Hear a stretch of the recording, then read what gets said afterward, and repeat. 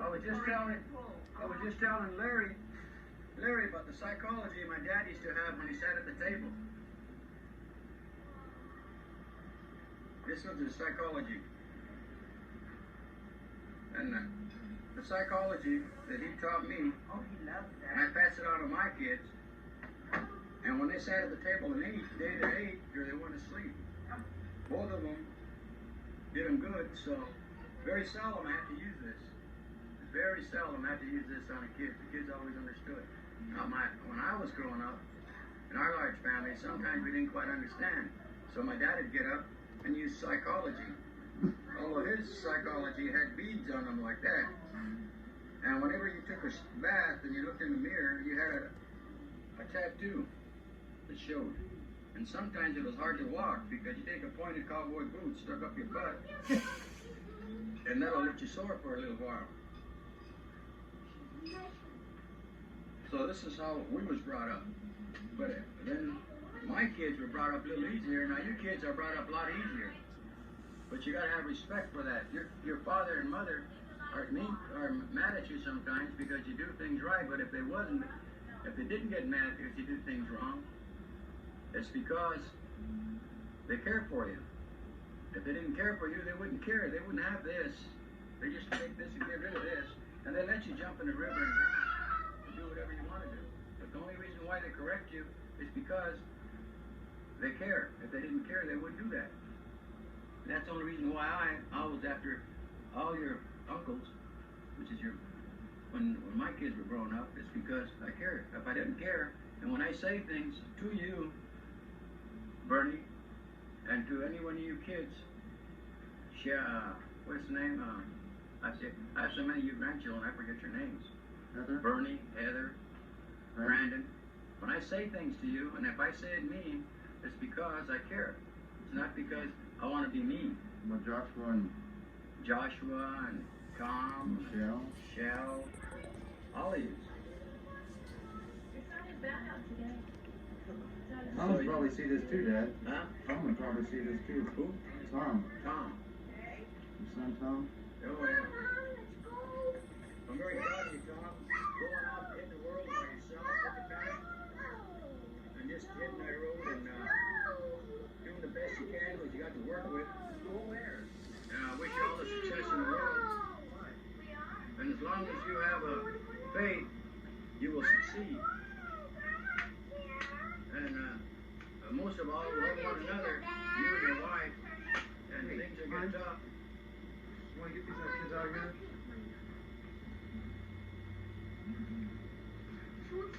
But you gotta carry on the best you can. Sometimes it seems like you'll never get over a problem, but the problem's always that time is a healer. Grandpa, I think you need some correction on those kids. You can't use this anymore because this is out of style now. Now it's psychology. Now you gotta talk to them. The only thing about it is sometimes they ain't listening. And this is the only thing that brings their attention. This prevents a lot of sting from the hand and a lot of strain on the throat. They call it, now the big shots now, they got the right psychology, they call this corporal punishment. They call it what they may, it works.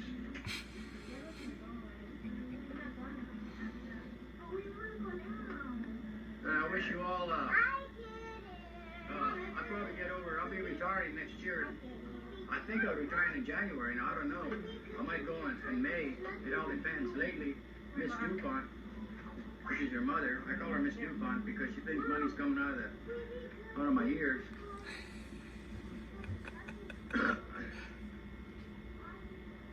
If she stops spending money, maybe I could retire. But I guess a lot of it has to do, I say her, but I guess a lot of it has to do with me because what we do, when we spend money, we agree with one another whether it's feasible or not, whether it's possible or not, and whether in the long run it's advantageous. In this particular case, in any case, in any kind of situation, we might have made a decision to buy or do anything. We've always done it in unity, together. So that's why we've been married as long as we have been, because everything we do, if we buy a car, if we buy a house, if we repair a house, or whatever expense we go through, we do it, we both agree to it. That's why we only have ourselves to blame. We can't blame one another, so that avoids all arguments. So they can't say, well, we got this debt or that debt there because you made it, or you wanted this and you wanted that, and we wanted it. So we got to punish we, not us, not her or me. So whatever happens, it was for both of us. So the fact that maybe I'll retire in January is my decision, and it depends on how I am financially at that time. I'll retire. If not, it'll probably be in May. May, I think for certain, I'll retire. In May, I'll have 37 years working for Chrysler Corporation. But I know when I retire, there'll be a lot of my lifestyle's got to change some.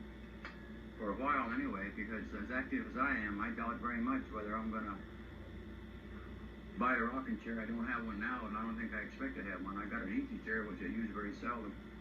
But I'm not going to retire in an old rocking chair. I'll probably get another job in all probability, because thank the Lord, I'm physically in good shape. As a matter of fact, I just went to the doctor last week, and they checked me for my colon again, the colon operation I had last year, where they found polyps in it. That was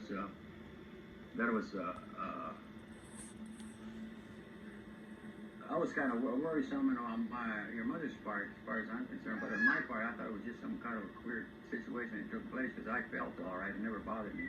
But anyway, at this time here, I took a colon examination, and nothing was found. So now I don't have to check back for 3 years. They checked my blood pressure. My blood pressure's down to 122/82. And as far as they're concerned, that's a blood pressure of a young man. So that's one of the things that attacks a man of my age, because as you get older, your body deteriorates, and one of the things that hurts you is your blood pressure. So physically, I'm in good shape. I worked out in the yard, me and Guy, and we worked out there until we sweated. And we come out there, we had a project out there. We continued. We go ahead and complete it in about, I could say, if we worked on a steady basis on a 24-hour, I've got about 24 hours in it. But we build a shed, we build a deck, of quality. It was on there earlier in the film, too, that you just seen. Yeah, it was in the film earlier, we just seen. And it was something that I couldn't buy, that we built. It's something unique, because it's our creation. It's not something that you buy at a market, or you buy at a store or something. So there's a certain amount of gratification, too, to that. And the biggest gratification is, the only thing I wish that one day before I die, they have all you kids together and have a unanimous reunion with everybody here. Now this year, this deck will allow me to have more space to cover all my grandchildren. And before long, the kids are getting so, pretty soon I won't have time out to buy acres of ground, because before you know it, my grandchildren, they'll be married. Then I'll have grandchildren. Then they'll have grandchildren. But anyway, I'm feeling good, so when I retire, I don't think I won't last very long. I'll probably take it easy for a little while. I'll probably take Mama to some place that she's never been. And every day of her life, I've taken her to places she's never been. Who's here? Psychologically. What are you trying to do? So, once I retire in January, I'll probably go down and try to spend more time. I'll have more time to spend with people, with my kids. I'll go visit all you kids over there.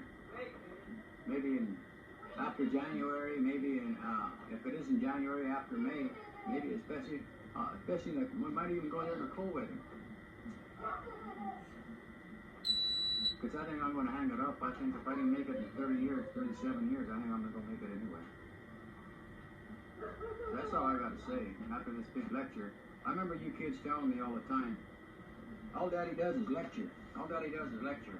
And I did. I lectured until my throat was dry. But I think it paid off in the long run. Because otherwise, I think I wouldn't have the quality of kids that I had. I'm proud. I'm proud of all you kids.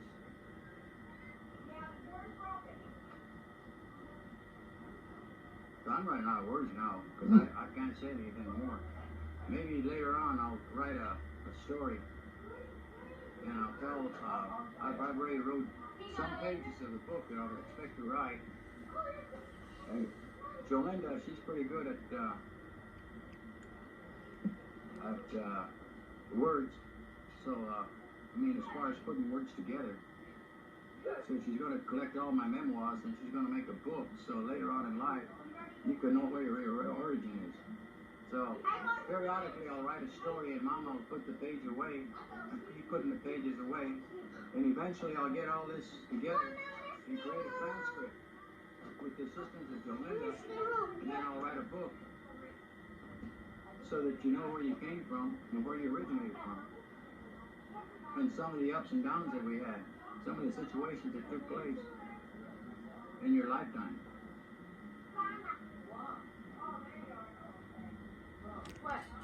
But for now, I'll just say goodbye. No, goodbye so long for a while. Hurry, man, honey. I needed work, hurry.